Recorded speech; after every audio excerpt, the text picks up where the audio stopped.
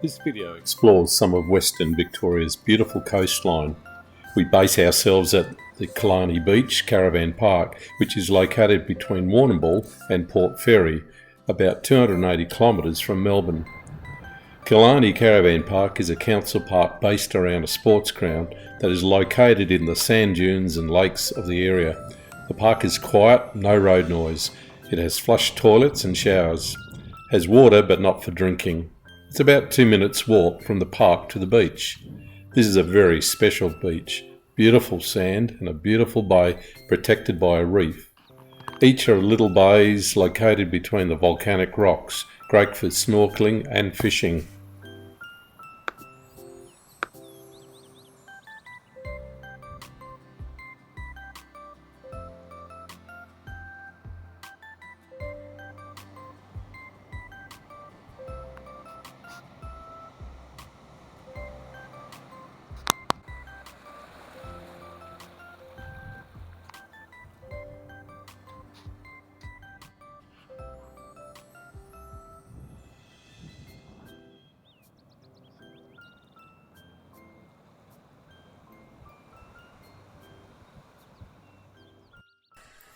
From Killarney Caravan Park, it's about a 15-minute drive to Warrnambool. There are many things to see in Warrnambool, but the number one would be the Flagstaff Hill Heritage Museum. The museum is built on Flagstaff Hill that also holds the original lighthouse and Warrnambool garrison.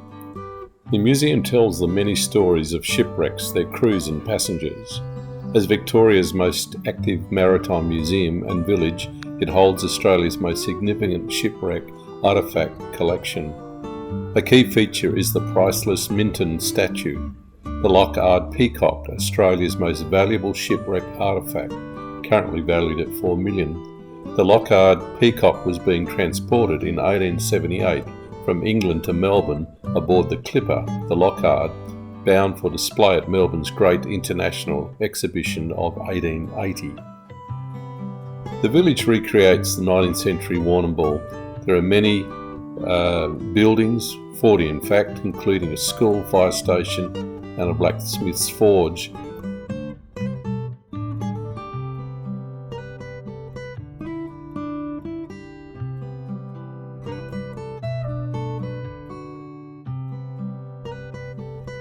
There is even some traditional boat building occurring in the village.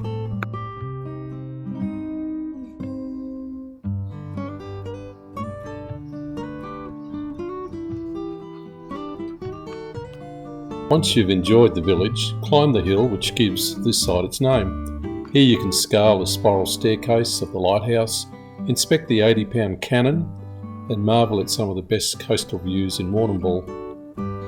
The village is fun for the whole family, with children's activities and scavenger hunts on offer, as well as food to feed the village's resident animals. Warrnambool has many good eating places. One unique one is Proudfoot's by the river. Proudfoot's is a historic boathouse on the banks of the Hopkins River. Proudfoot's is Warrnambool's only on-the-water dining experience. The views are great and the food is pretty good as well.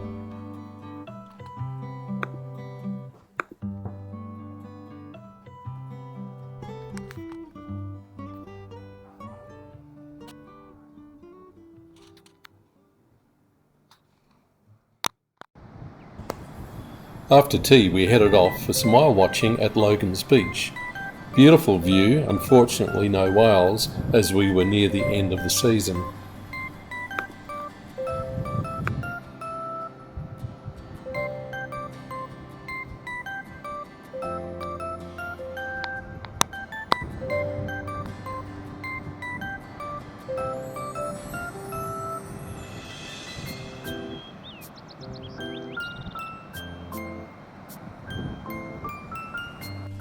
One of Australia's top tourist sites is the 12 Apostles, only 1 hour east from Warrnambool. Take your lunch and spend the day exploring the different views and walks around these amazing sites.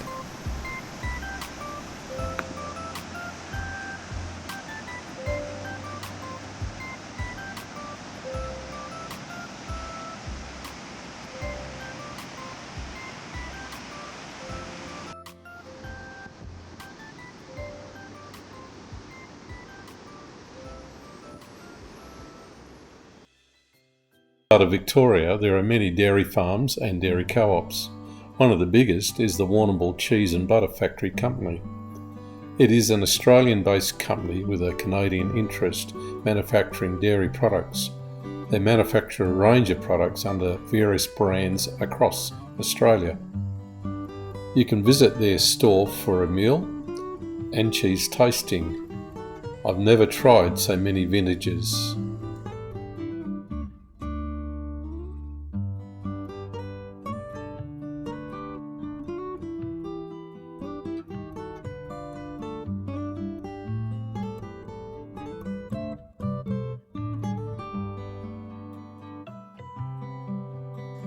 Also part of the complex is the Cheese World Museum. The museum contains objects and exhibits relating to the farming industry and the history of Australia's dairy industry, including cheese and butter making implements. The museum is located on the site of the original Warrnambool Cheese and Butter Factory, which was established in 1888. The museum also exhibits the history of the company and the growth of the dairy industry in Victoria from the early 1900s.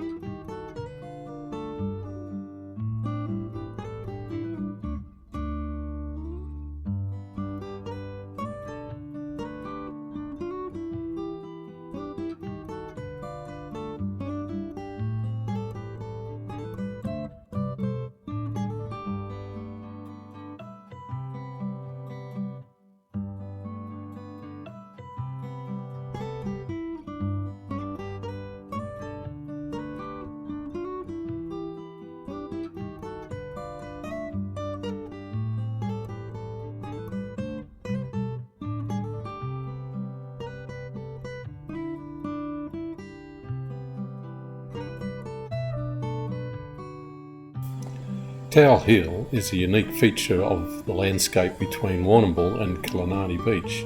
It is an inactive volcano crater that you can drive into. The Tower Hill crater is roughly 3 kilometres wide and 80 metres high, with a gradient of 10 and 80% at the higher points.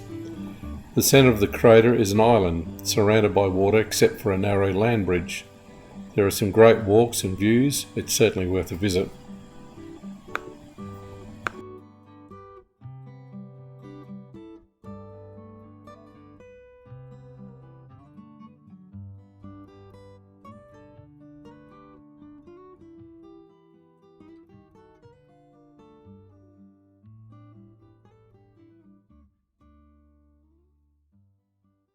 Port Fairy is a short drive from Killarney Beach. It's a beautiful historic town with a population of around 3,500.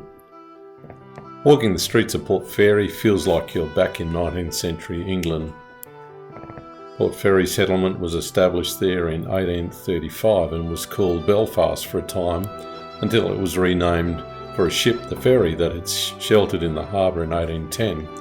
Port Fairy became Victoria's first municipality in 1852 and was proclaimed a borough in 1863.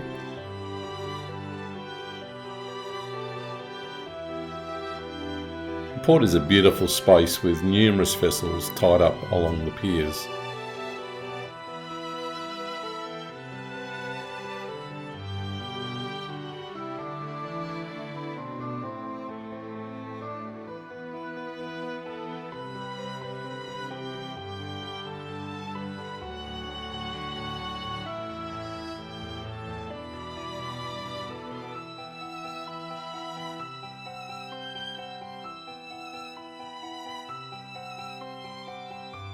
At the mouth of the old port, on the estuary of the River Moyne, lies Griffith Island. The island was named after John Griffith, who established Port Fairy's whaling industry on the island in the 1830s. Since then, the island's been an Aboriginal mission quarry, shipbuilding site and a prime location for a lighthouse. The island is now home to a number of small swamp wallabies and a large colony of mutton birds. Visitors can explore the island via a causeway and enjoy a circuit walk that takes you out onto the historic lighthouse. Bull Ferry is a very popular tourist destination, particularly for its folk festival. This is Australia's largest folk festival, held each Labor Day weekend in March. Port Fairy is a beautiful place. I'd certainly put it on your must list. If you enjoyed this video, we'd appreciate if you could give us a like and subscribe. Thank you. Catch you next time.